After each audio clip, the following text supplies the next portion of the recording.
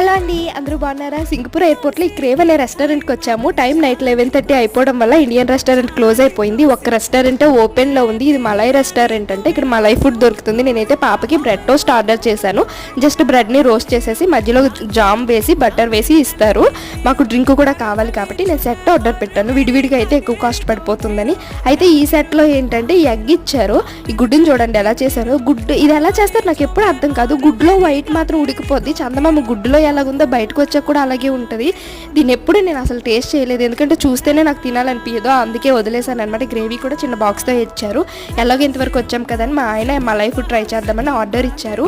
అయితే ఇది just fragrant rice, chicken పీస్లు అండ్ నెత్తళ్ళు శనపలుకులు వేపేసి కుకుంబర్ పీసెస్తో పాటు ఇచ్చారు. హాఫ్ బాయిల్డ్ ఎగ్ పెట్టారు. ఇది తిన్నాక కడుపులో గజిబిజి గందరగోళం అయిపోయింది. తర్వాత మళ్ళీ వెంటనే వేరే ఫుడ్ తింటే కానీ మాకు ఆ టేస్ట్ పోలేదనమాట. వీడియో నచ్చితే ప్లీజ్ లైక్ చేసి సబ్స్క్రైబ్ చేసుకోండి. Thank you so much.